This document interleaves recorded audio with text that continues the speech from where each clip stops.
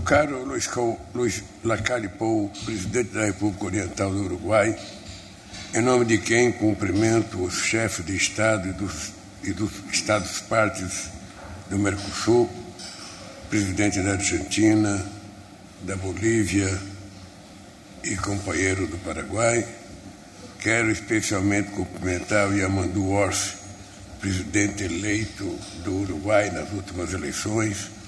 Quero cumprimentar o José Raul Molino, presidente do Panamá, a quem felicito pela decisão de se associar ao Mercosul, por meio de quem cumprimento os chefes de delegação dos países associados, companheiros e companheiras. Saúdo o companheiro Luiz Arce, que representa a Bolívia pela primeira vez como Estado-parte do Mercosul. Também dou as boas-vindas ao presidente José Raul Molino do Panamá, que passa a ser o primeiro Estado associado do Mercosul na América Central. E foi com muito prazer que recebemos aqui a nossa companheira Ursula von der Leyen, representando a União Europeia na confirmação do acordo que firmamos. Exalto de maneira muito especial o povo uruguai pelas eleições que conduziram Yamandu Orsi à presidência da República. Num contexto de fortes ataques à democracia em diversas partes do mundo, o Uruguai demonstra que a política pode ser feita sem ódio e sem violência. Presidente Lacalle Pou, esta cúpula tem um significado muito especial. Ela marca a conclusão das negociações do Acordo Mercosul-União Europeia, no qual nossos países investiram enorme capital político e diplomático por quase 3 décadas. Estamos criando uma das maiores áreas de livre comércio do mundo, reunindo mais de 700 milhões de pessoas. Nossas economias juntas representam um PIB de 22 trilhões de dólares. O acordo que finalizamos hoje é bem diferente daquele anunciado em 2019. As condições que herdamos eram inaceitáveis. Foi preciso incorporar ao acordo tema de relevância para o Mercosul. Conseguimos preservar nossos interesses em compras governamentais, o que nos permitirá implementar políticas públicas em áreas como saúde, agricultura familiar, ciência e tecnologia. Alongamos o calendário de abertura do nosso mercado automotivo, resguardando a capacidade de fomento do setor industrial. Criamos mecanismos para evitar a retirada unilateral de concessões alcançadas na mesa de negociação. Estamos assegurando novos mercados para as nossas exportações e fortalecendo os fluxos de investimento. Após 2 anos de intensas tratativas, temos hoje um texto moderno e equilibrado que reconhece as credenciais ambientais do Mercosul e reforça nosso compromisso com os Acordos de Paris. A realidade geopolítica e econômica global nos mostra que a integração fortalece nossas sociedades, moderniza nossas estruturas produtivas e promove nossa inserção mais competitiva no mundo. Nossa agenda externa está reposicionando o Mercosul no comércio internacional. No final de 2023, concluímos o acordo comercial com Singapura, o primeiro com um país asiático. Hoje também lançamos as bases para a futura liberalização comercial com o Panamá, por onde passa 6% do comércio mundial. Com os Emirados Árabes Unidos, as negociações estão avançando rapidamente e devem ser concluídas ainda em 2025. A possibilidade de ampliar a cooperação econômica e tecnológica com a China, Japão, Vietnã e outros mercados da Ásia resultará em benefícios para todos os membros do bloco. Caros companheiros e companheiras, com a entrada da Bolívia, o Mercosul se constitui na 7ª economia do planeta, com um PIB combinado de quase 3 trilhões de dólares. O comércio entre nós mobiliza a expressiva soma de 55 bilhões de dólares. 75% dessa cifra é de produto de alto valor agregado. Nossa pujança agrícola e pecuária nos torna garantes da segurança alimentar de vários países do mundo, atendendo a rigorosos padrões sanitários e ambientais. Não aceitaremos que tentem difamar a reconhecida qualidade e segurança dos nossos produtos. O Mercosul é um exemplo de que é possível conciliar desenvolvimento econômico com responsabilidade ambiental. O Brasil vai propor o lançamento de um programa de cooperação para a agricultura de baixo carbono e promoção de exportações agrícolas sustentáveis do Mercosul Verde. Nosso bloco tem uma oportunidade histórica de liderar a transição energética e enfrentar os desafios impostos pela mudança climática. A exemplo do que ocorre com as inundações em várias regiões da Bolívia, todos já sofremos as consequências devastadoras de secas severas, incêndios e enchentes, com profundos impactos econômicos, sociais e humanos. Alterações nos padrões de precipitação afetam a produção agrícola, os recursos hídricos e a biodiversidade em todos os biomas. Os impasses verificados na COP16 da biodiversidade em Cali e as dificuldades de se chegar a um texto de consenso na COP29 do clima em Baku acendem um alerta. Não há alternativas fora do planeta Terra. Os princípios das responsabilidades comuns, porém diferenciadas, é essencial para promover a justiça climática. Isso não impede que cada um de nós contribua como pode para a meta de limitar o aumento da temperatura global a 1,5 graus. O Brasil já apresentou sua nova contribuição nacionalmente determinada, que abrange todos os gases de efeito estufa e setores econômicos. Assumimos a meta ambiciosa para 2035 de reduzir emissões de 59% a 67% em relação a 2005. O ano de 2025 será particularmente importante. A América do Sul sediará a COP30 em Belém do Pará, na Amazônia brasileira. Com isso, nossa responsabilidade aumenta. Convido os países do Mercosul associados e a União Europeia a apresentarem NDCs ambiciosas e a participar ativamente nos esforços que levarão ao pleno êxito da COP30. Companheiras e companheiros, um Mercosul forte e unido é um Mercosul interconectado com a América do Sul e com os grandes temas da agenda global. Os projetos do FOSEM são estratégicos no esforço de redução das assimetrias e de maior aproximação entre nossos países.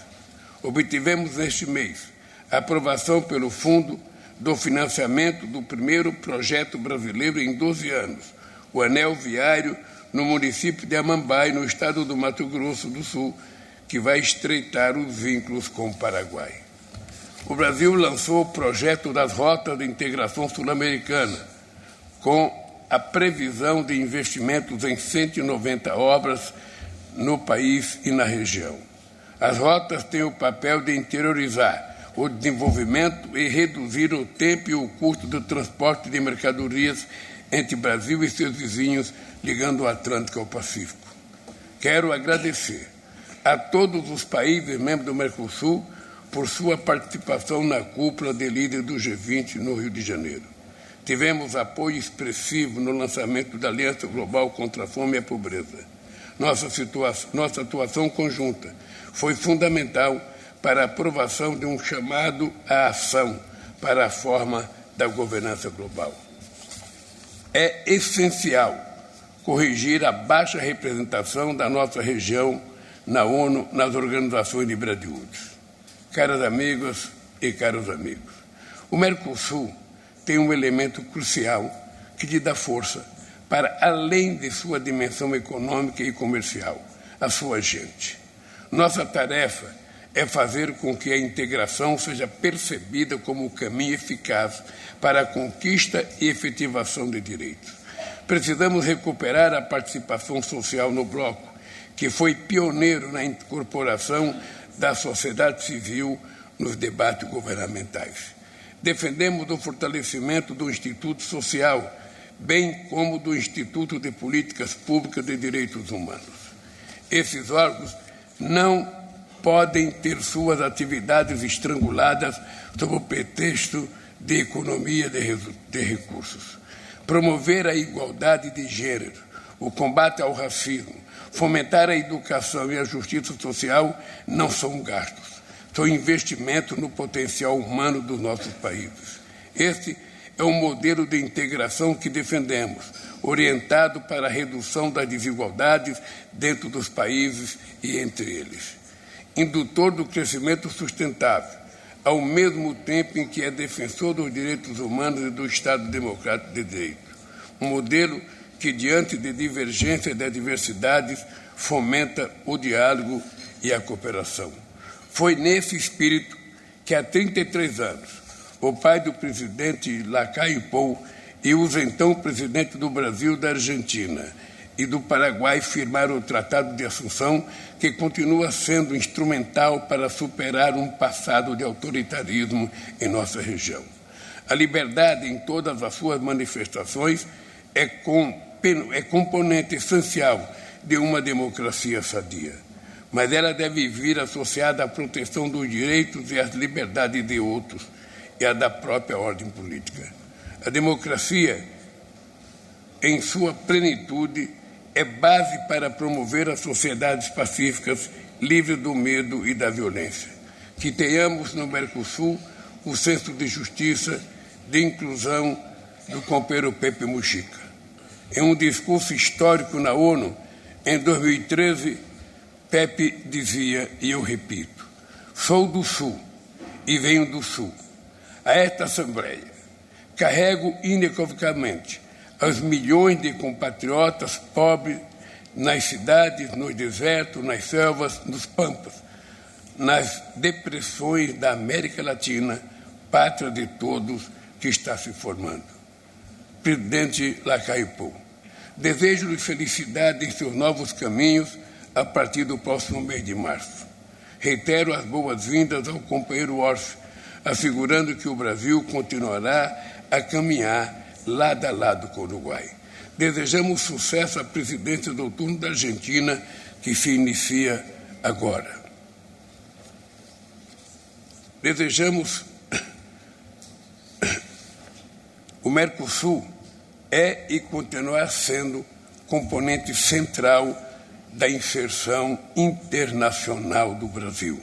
Contem conosco para fortalecê-lo ainda mais. Muito obrigado.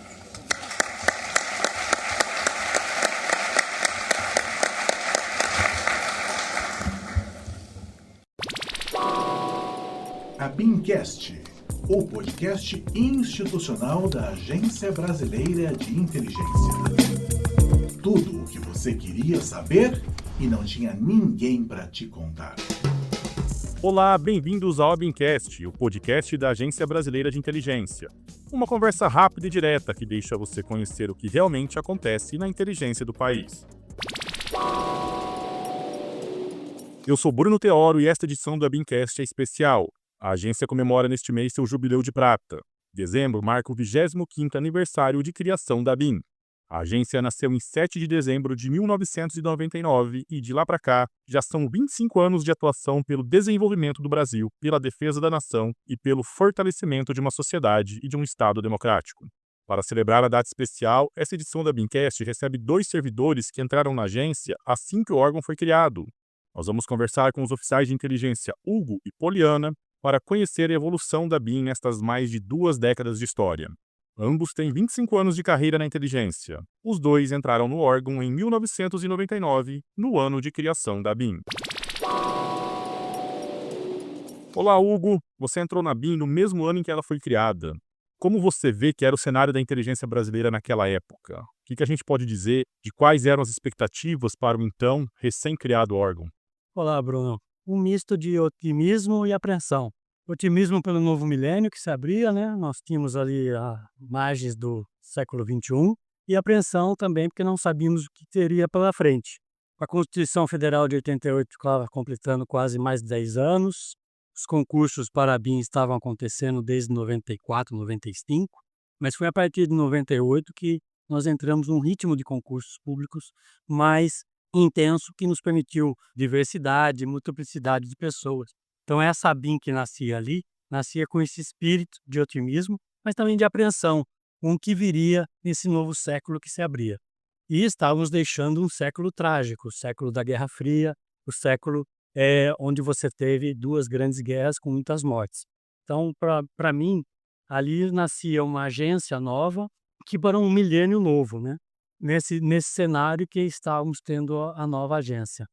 Quais são suas lembranças daqueles primeiros anos de agência, da sua sensação como um novo oficial de inteligência, a ABIN se estruturando como um novo órgão no país? Tínhamos assim uma grande desconhecimento, muitos dos novos concursados, né, na verdade, tinham um desconhecimento do que era atividade de inteligência. Eu vou lembrar para você que, por exemplo, o concurso de 1998, ele era para analista de informações da antiga Casa Militar da Presidência da República. Então nós não tínhamos muitos conhecimentos do que viria, e esse cenário deixava muitos dos concursados apreensivos. Mas quando chegamos no campus da agência, em Brasília, e conhecemos a estrutura que a atividade nos permitia, nós acabávamos gostando da ideia. E, Poliana, após esse período inicial que o Hugo comentou aqui com a agência ganhou espaço e hoje é um órgão que a gente considera fundamental na democracia brasileira. Quais seriam as diferenças daquela BIM de 1999 para a BIM de hoje? Como é que você vê essa evolução? Olá a todos. Eu sou uma das pessoas que entrou, como o Hugo falou, sem saber exatamente o que estava me esperando aqui. Então, essa é uma curiosidade, acho que de toda a nossa turma, basicamente. Você perguntou sobre o que mudou em relação a 99. Em certos aspectos, eu acredito que nós avançamos bastante. Naquele momento, como o Hugo já falou, havia muitas incógnitas, muitos questionamentos, e no mundo inteiro uma reflexão sobre os caminhos que os serviços de inteligência tomariam a partir do fim da Guerra Fria, né, daquele novo momento que surgia ali, todos os novos arranjos e dinâmicas de poder. No Brasil, essa discussão se somava a uma discussão e uma necessidade urgente de construir e garantir um serviço de inteligência para a democracia e cuja atuação estivesse condizente com a vida democrática. Então, nesse sentido, houve enormes avanços, eu acredito. Hoje, como profissionais de inteligência, como profissionais da BIM, nós temos um compromisso inegociável com a democracia e com o Estado democrático de direito. Nós estamos também muito mais seguros em relação à nossa atuação, à área de atuação, temos mais clareza quanto aos temas que devemos acompanhar e qual é o recorte da inteligência adequado dentro desses temas. Hoje nós entendemos o nosso nicho e no que o nosso olhar e a nossa lente de análise se difere de outros olhares sobre os mesmos temas. Para isso, ajudou muito, é importante destacar, a gente não pode esquecer a promulgação, né, nesse período aí, da Política Nacional de Inteligência, que é o grande documento orientador e legitimador da atuação da ABIN. Então, esses aspectos, esses avanços, a gente não tem como negar. Por outro lado, nós ainda convivemos com questões que se colocam desde a criação da ABIN. São questões que a gente vem arrastando ainda desde 99. Ainda há uma grande incompreensão e um grande desconhecimento por parte da sociedade sobre o que é e o que faz um serviço de inteligência, sobretudo numa democracia. E essa incompreensão, esse desconhecimento, eles dificultam avanços necessários, como, por exemplo, a elaboração, uma discussão e a elaboração de legislação específica para a nossa atuação. Poliana, realmente parte da população da sociedade brasileira ainda não conhece o que é um serviço de inteligência. Nas suas palavras, como é que você poderia descrever para a gente o que é um serviço de inteligência em um país democrático como o Brasil? Essa é uma pergunta super importante justamente em razão desse desconhecimento que cerca a atividade. E aí o primeiro ponto que eu acho importante destacar é que, como regra, os serviços de inteligência em democracias são criados a partir de leis debatidas, votadas e aprovadas no parlamento. Ou seja, eles são criados dentro dos ritos democráticos regulares. São essas leis que são mais ou menos robustas, mais ou menos permissivas, a depender de cada país e de sua visão e entendimento sobre a atividade, que vão desenhar e determinar a amplitude e atuação dos respectivos serviços de inteligência. Voltando então à sua questão, em uma democracia, a inteligência opera dentro de marcos legais, informando os decisores acerca dos mais diversos contextos que limitam, influenciam, impactam as possibilidades de alcance dos objetivos estratégicos do país. No nosso caso, isso implica a identificação e a contraposição às ameaças aos interesses do Brasil e também a busca de oportunidades para a promoção dos interesses do país. Todos os temas, então, que são objeto de análise da ABIN, como aqueles sobre os quais a gente falou brevemente nesse bate-papo, estão atrelados a essas lentes de análise e essas perspectivas.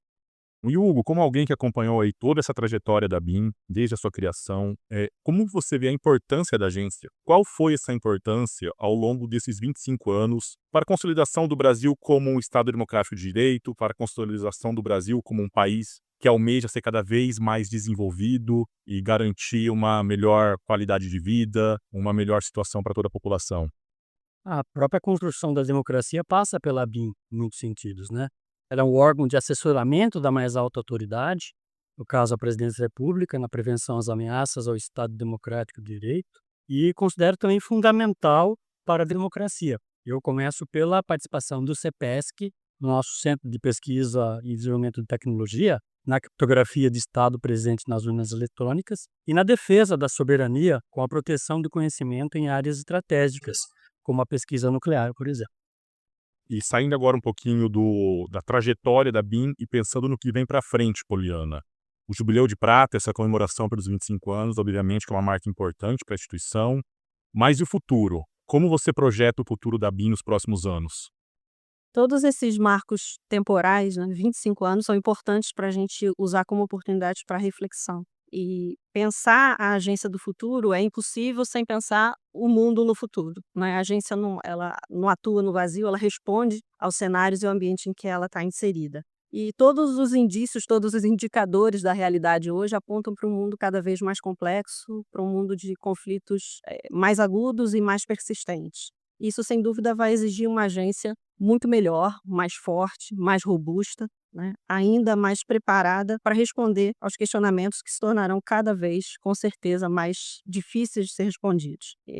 Projetando a agência para o futuro, eu projeto uma agência, um cenário que exigirá mais, então uma agência mais conectada com os decisores, uma agência mais conectada e mais atenta às demandas da sociedade.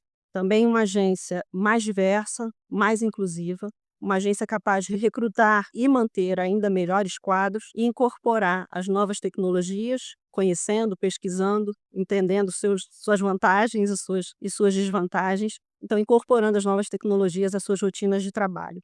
Quanto aos temas de acompanhamento, eu acredito que os próximos anos, além dos temas já tradicionais acompanhados pela inteligência, vão trazer alguns temas como sendo prioritários, como os relativos às mudanças climáticas, as questões ambientais, as novas tecnologias e a inteligência econômica, além do acompanhamento do extremismo violento, que tem se tornado mais agudo, que já é hoje um tema de acompanhamento cotidiano, mas que é um fenômeno importante de impacto não apenas no Brasil, mas impacto global. E Hugo e Poliana, para a gente fechar, vocês poderiam citar cada um momento de destaque, uma contribuição que vocês viram a BIM propiciar ao país ao longo desses 25 anos? Qual poderia ser um momento de destaque desse primeiro jubileu da agência? Eu destaco todo o ciclo de grandes eventos que o Brasil viveu e a agência viveu junto. Acho que foi um momento marcante nesses 25 anos, porque foi uma sequência que permitiu um crescimento, um amadurecimento, um entendimento do que significava a atuação de um serviço de inteligência num grande evento.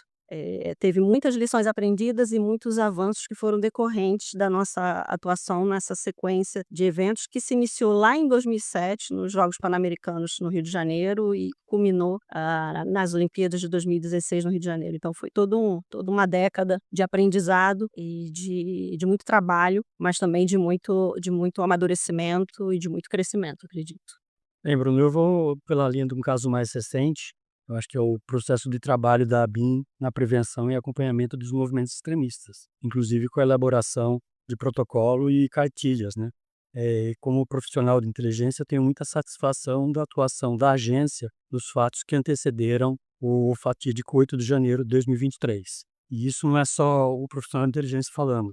Isso ficou comprovado pela relatora da CPMI do 8 de janeiro, senadora Elisiane Gama. Em resumo, isso me dá muito orgulho de pertencer aos quadros profissionais da agência, nesses 25 anos trabalhando com homens e mulheres de valores éticos e democráticos. A gente encerra por aqui, então, esse episódio especial do ABINcast, falando sobre esse jubileu de prata, os primeiros 25 anos da Agência Brasileira de Inteligência, agradecendo demais aos oficiais de inteligência Hugo e Poliana, que não só testemunharam, mas protagonizaram esses 25 anos de história da ABIN. Muito obrigado, Hugo, muito obrigado, Poliana. E essa edição especial do ABINcast fica por aqui. Esperamos que você tenha descoberto um pouco mais sobre a realidade da inteligência brasileira. Até a próxima! ABINcast, o podcast da ABIN. Bom dia. Olha, hoje é um dia histórico e estratégico. Depois de 33 anos do Mercosul, que é de 1991, e mais de 20 anos de negociações, finalmente é anunciado o acordo entre Mercosul e União Europeia. É o maior acordo entre blocos de todo o mundo. O maior acordo entre blocos. Nós estamos falando de mais de 700 milhões de pessoas nesse acordo Mercosul-União Europeia. E também destacar o grande significado disso. No mundo polarizado, fragmentado, isso é prova de diálogo, da boa política. E quero destacar também a liderança do presidente Lula. Porque se não fosse o Lula o presidente do Brasil, dificilmente esse acordo teria saído. Então, ele terá efeito, não é imediato, ainda tem que ter a tradução, são 24 línguas diferentes, depois precisa passar pela Comissão Europeia, pelo Parlamento Europeu também, pelo Conselho da Europa, pelo Parlamento Europeu e internalizar aqui nos 4 países do Mercosul, podendo a Bolívia, se quiser mais à frente, também integrá-lo. Mas tivemos o apoio da indústria, CNI, do comércio, CNC, da agricultura, CNA, abre oportunidades, estamos falando de 27 países da União Europeia, dos mais ricos do mundo, então muitas oportunidades. Isso pode ajudar a fazer o PIB do Brasil crescer mais, as exportações brasileiras crescerem mais, a renda e o emprego crescer mais e derrubar a inflação, ajudar também a reduzir a inflação. Então, uma agenda extremamente positiva e depois de anos e anos de negociação, finalmente se celebra o anúncio deste acordo. Presidente, a expectativa do governo é da assinatura acontecer no primeiro semestre do próximo ano? Olha, é difícil cravar uma data. Quais os próximos passos agora? Ele tem a tradução para todas as línguas, depois a votação por maioria qualificada no Conselho da Europa, Conselho Europeu, da União Europeia, depois maioria simples no Parlamento Europeu, e a votação nos países Brasil, Uruguai, Argentina e Paraguai. Aí será imediato. Aí, imagine uma situação que nós internalizamos aqui e o outro país vizinho ainda não. Para nós já está valendo. A hora que se assinar o acordo, para você já começa a valer. Aí terá efeitos imediatos. Presidente, esse acordo evita o que aconteceu no caso da Danone e do Carrefour, ou os países europeus podem barrar os produtos brasileiros ainda? Não, na realidade, os termos do acordo estão acertados. Então você não pode mais alterar os termos dos acordos. Então um país que, por acaso, tenha divergência, não pode mais alterar os termos do acordo que ficou celebrado, que precisa ser aprovado. É no Conselho, né? No Conselho da Europa, da União Europeia, e depois no Parlamento Europeu. No caso nosso, internalizar nos 4 países do Mercosul, mas não altera mais os termos do acordo. Presidente, o senhor acredita que a assinatura joga mais pressão nos países que resistem ao acordo, tipo a França, os parlamentares franceses? Eu espero que isso esteja resolvido, né? Quer dizer, à medida que você anunciou e celebra o acordo está feito. O acordo é sempre é um ganha-ganha, mas onde você abre mão de alguma coisa, ganha de outro lado, tem uma vantagem comparativa aqui, tem uma dificuldade ali, mas acho que vamos superar. No caso do Brasil, nós tivemos apoio dos 3 setores da produção. O setor primário, agrícola, setor secundário, a indústria, especialmente indústria de transformação, e comércio e serviços. Estamos muito otimistas aí.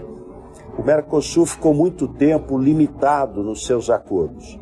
O ano passado foi feito com Singapura e agora com a União Europeia, 27 países. É um acordo, eu diria, histórico e estratégico, que abre muitas oportunidades para entendimento recíproco e um ganho recíproco, impactando e ajudando o PIB, ajudando a derrubar a inflação, ajudando a aumentar emprego, abrir novos mercados. Vamos impulsionar as pequenas empresas também para que elas possam participar, não só as grandes empresas. Presidente, já tem uma projeção do quanto esse acordo pode significar para a economia brasileira e quais os setores vão ser principalmente afetados? Nós temos um estudo prévio mostrando que você pode ter exportações para a União Europeia, depois que tudo estiver desgravado. Que o desgravamento ele é imediato, mas você tem desgravamento em 2 anos, 8 anos, 10 anos, ele tem um cronograma. Mas os estudos mostram que as exportações para a União Europeia poderiam crescer na agricultura 6,7%, nos serviços 14,8% e na indústria de transformação 26,6%. Como que o horizonte aí que o governo Trump impactou na celeridade desse acordo e como que vai ser manter esse acordo vivo pelos próximos anos de um governo protecionista nos Estados Unidos? Olha, não teve relação direta com a eleição americana. Qualquer que fosse o resultado da eleição americana, eu diria que o acordo caminhou bem, o entendimento avançou, muita negociação.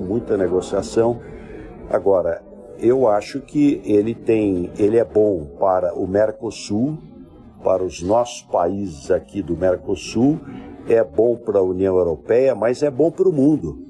É bom para a geopolítica mundial, no momento de fragmentação, no momento de tensão política no mundo inteiro, 2 grandes blocos abrirem mercado, celebrarem um tratado, uma grande parceria. E o governo do Milei na Argentina, que vai ser o próximo também a receber a cúpula do Mercosul, teve alguma questão nas discussões? Não, eu acho que foi bem. Eu acho que a Argentina é um país importante, é a segunda economia no Mercosul, um país que exporta também bastante e tem interesse. É bom para todos os que compõem o Mercosul. A Bolívia ainda não integrou, ela vai integrar. Então ela terá a possibilidade lá na frente, a Bolívia também, entrando no Mercosul, estar integrada ao acordo. Presidente, na ocasião da fala do presidente Lula, ele criticou aquele acordo que foi firmado em 2019 e celebrou o avanço que teve desse acordo firmado agora em 2024. Alguma mudança significativa que o governo brasileiro destaca na mudança desse acordo? E o senhor entende que houve uma precipitação nesse acordo que foi firmado em 2019? Na realidade, o acordo não foi celebrado, ele foi, vamos dizer, pré-negociado. Mas eu acho que nós avançamos mais. Então tivemos mais salvaguardas, excluímos a questão de compras governamentais. No caso da indústria automotiva, você tem uma desgravação que não é igual. Então, veículo elétrico é com X anos, a hidrogênio, se tiver no futuro uma nova tecnologia, outros. Então, foram feitos salvaguardas mais importantes e que a União Europeia aceitou e que foram boas para o Mercosul. Bom, gente, obrigado. Muito obrigado, presidente.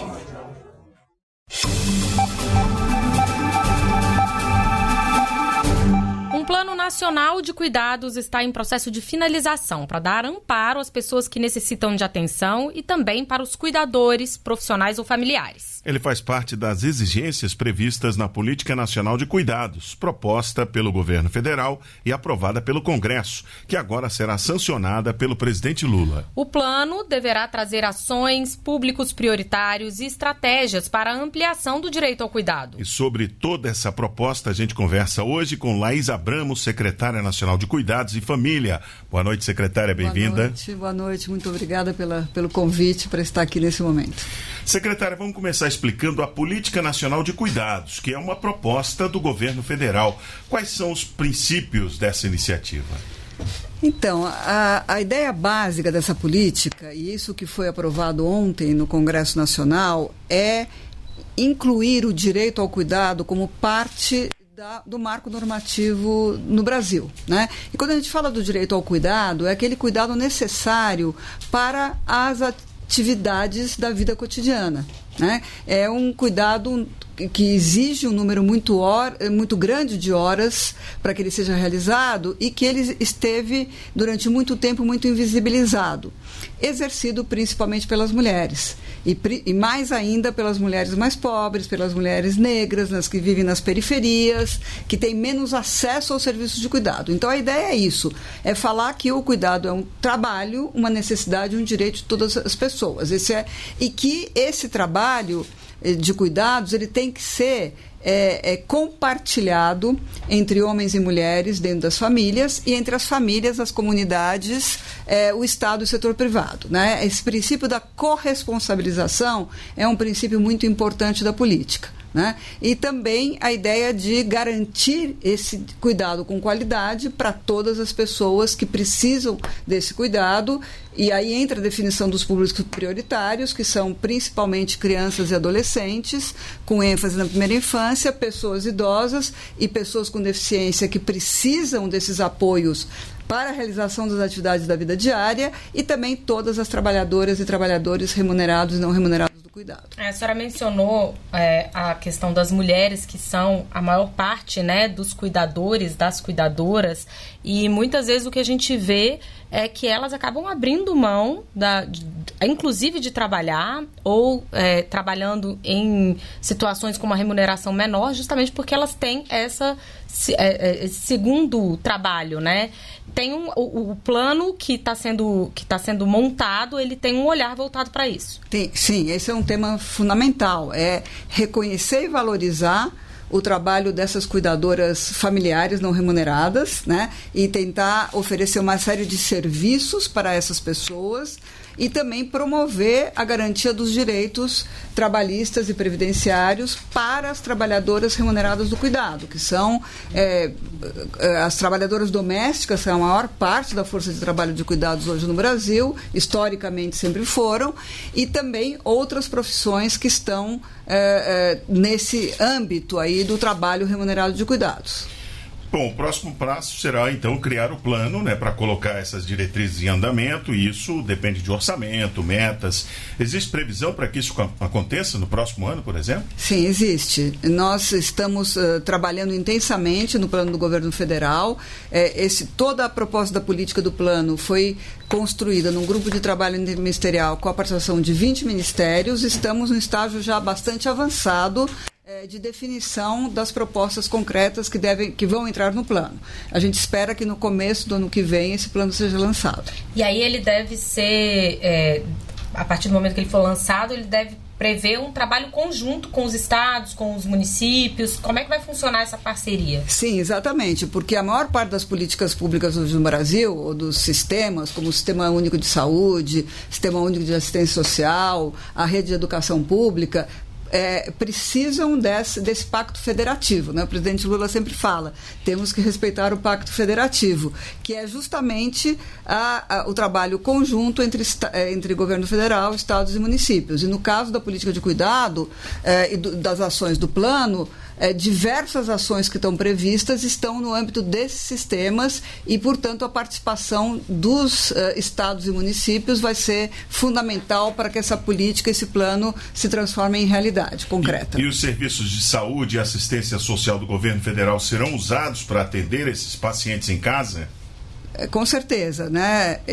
Eu não diria, porque pacientes têm uma ideia de pessoas doentes, não são isso. As pessoas que precisam de cuidados, elas podem estar em bom estado de saúde, mas elas têm algumas não têm capacidade para exercer, tem a ver com envelhecimento, tem a ver com a perda de funcionalidade, né? Então, a atuação conjunta SUS e SUAS é um tema central da política. Então, a senhora, é importante, eu acho, esse ponto, né, para a gente deixar mais claro do que a gente está falando quando a gente está falando de cuidados, né? Tanto pode ser uma situação de uma pessoa acamada, sim, doente, como pode ser uma pessoa, como a senhora falou, com boa condição de saúde, mas que possua uma deficiência, por exemplo, exatamente, ou que seja um idoso que já precisa de atenção integral, uma criança muito pequena.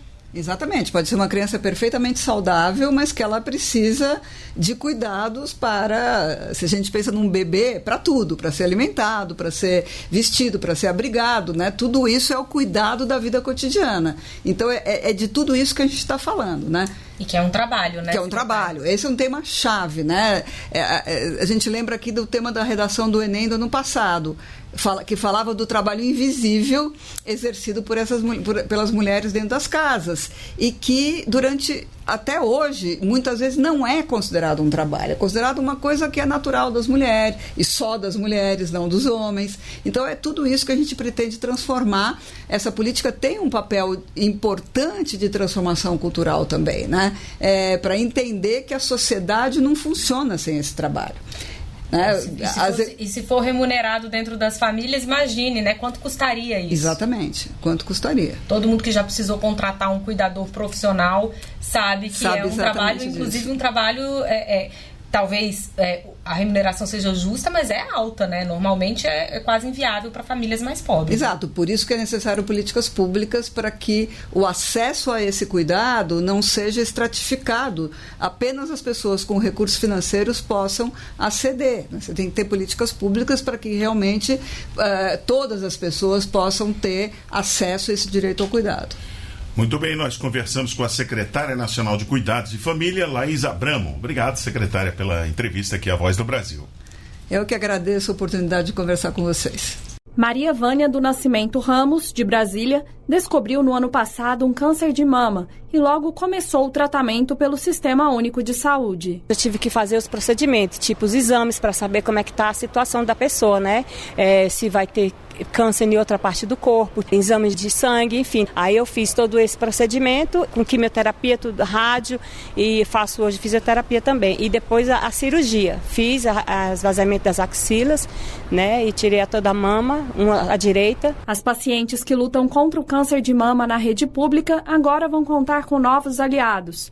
Um protocolo lançado esta sexta-feira pelo Ministério da Saúde incorpora novos procedimentos para o tratamento da doença, como medicamentos para impedir a multiplicação de células cancerígenas.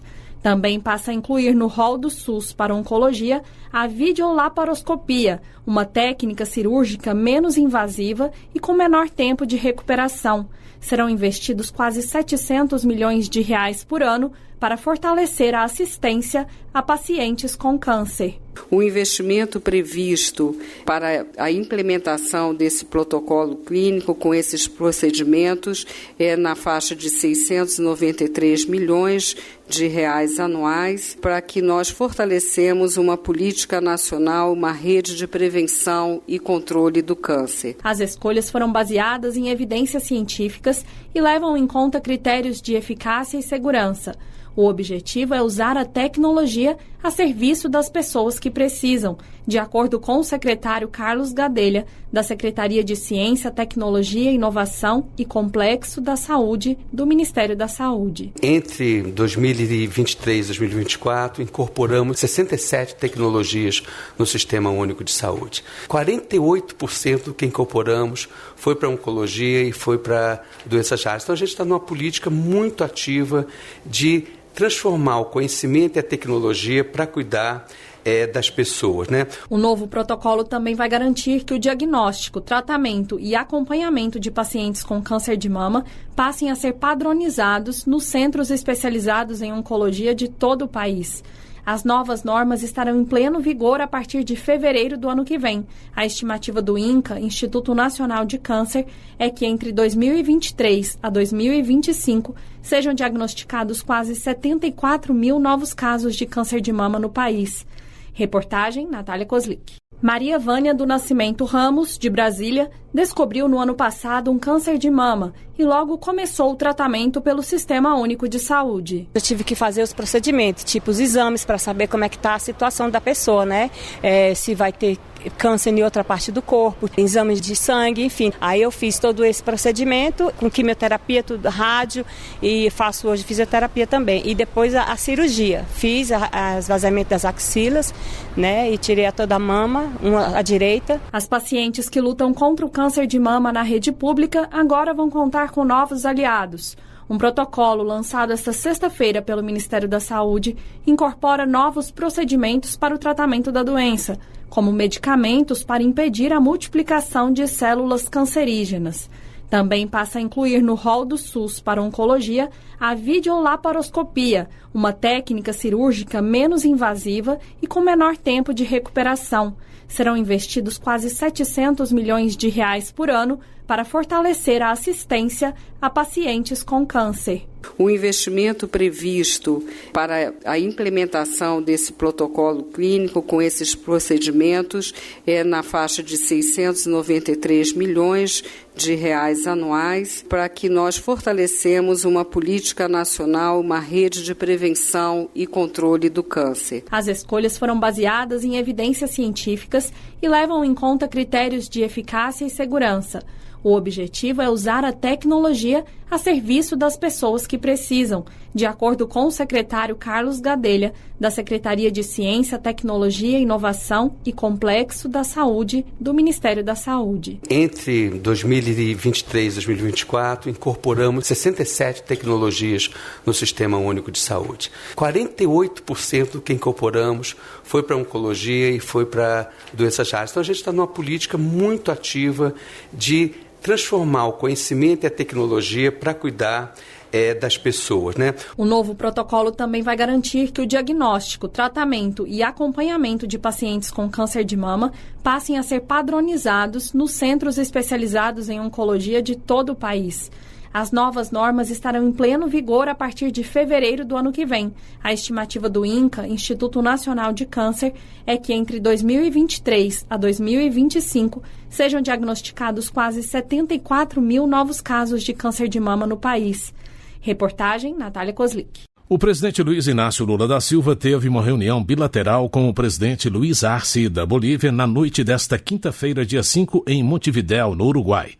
Os dois líderes estão na capital uruguaia para as atividades da Cúpula do Mercosul, que acontece nesta sexta-feira, dia 6. Na conversa, Lula e Luiz Arce trataram de acordos de cooperação e projetos de integração entre os dois países. O presidente boliviano e o líder brasileiro exaltaram a possibilidade de contribuição do Brasil em obras de infraestrutura estratégicas para a Bolívia, em especial em áreas como a produção e distribuição de gás e de energia elétrica. A 75ª Cúpula do Mercosul marca o encerramento da presidência pró-tempore do Uruguai e a transferência para a Argentina. A Bolívia participa pela primeira vez como integrante pleno do bloco. Com a inclusão boliviana, o bloco abrange 73% do território da América do Sul e representa cerca de 65% da população e 70% do PIB da região.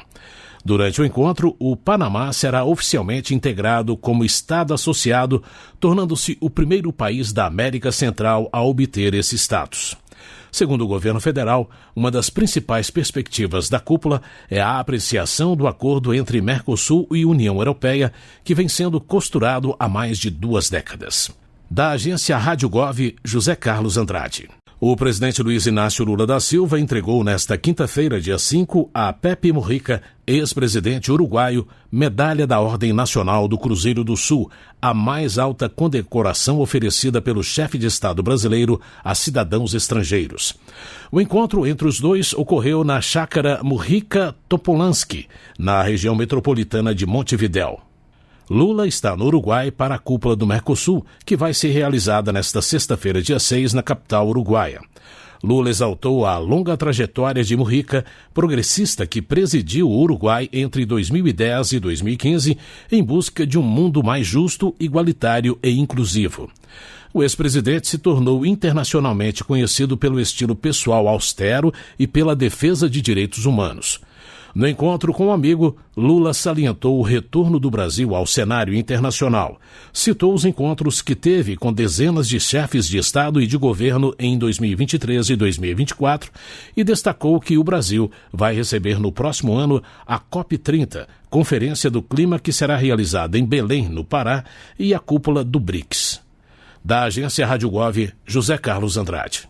Os chefes de Estado do Mercosul e a representante da União Europeia, Ursula von der Leyen, anunciaram nesta sexta-feira, dia 6, a conclusão definitiva das negociações do acordo de parceria entre os dois blocos. As negociações aconteciam há 25 anos. O anúncio foi feito durante coletiva de imprensa em Montevidéu, no Uruguai, onde acontece a 65ª Cúpula de Chefes de Estado do Mercosul. Segundo o governo brasileiro, esse é o maior acordo comercial já concluído pelo Mercosul e uma das maiores áreas de livre comércio bilaterais do mundo. Juntos, os dois blocos reúnem cerca de 718 milhões de pessoas e produto interno bruto de aproximadamente 22 trilhões de dólares. De forma inovadora, o acordo abre oportunidades de comércio e investimentos, sem comprometer a capacidade para a implementação de políticas públicas em áreas cruciais como saúde, desenvolvimento industrial e inovação. Além dos ganhos econômico-comerciais esperados, Mercosul e União Europeia compartilham valores e interesses em comum, como a defesa da democracia, a promoção dos direitos humanos, a defesa da paz e o compromisso com a sustentabilidade. O acordo estabelece espaços de diálogo que vão permitir maior coordenação nesses e em outros temas. Não há prazo definitivo para a assinatura do documento, que vai depender do processo de revisão legal e tradução. Após ser assinado entre as partes, o acordo vai ser submetido aos procedimentos para aprovação interna, que, no caso do Brasil, depende da aprovação pelo Poder Legislativo. Da agência Rádio Gov em Brasília, Ariane Póvoa. Sintonia, uma parceria da Assessoria de Comunicação da Casa Civil da Presidência da República com a agência Rádio Gov. A maior fábrica de celulose em linha única do mundo foi inaugurada com um aporte de mais de 22 bilhões de reais em investimentos privados.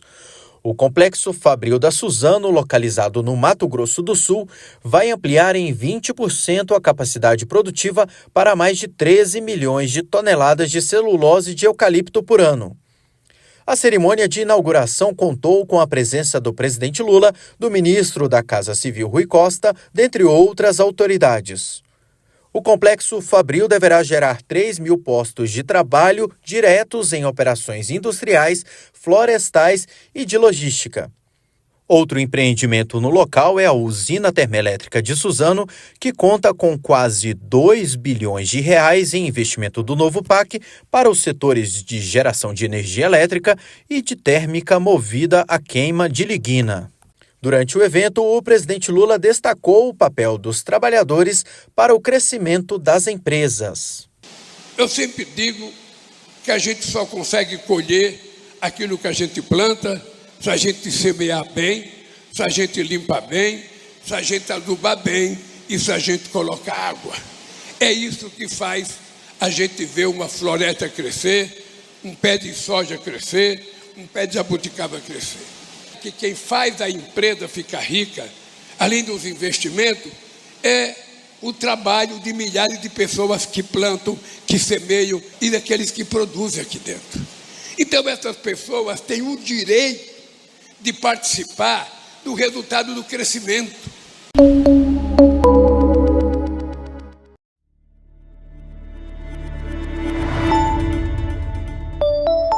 Olá, eu sou Bruna Rodrigues e você está ouvindo o Boletim MEC.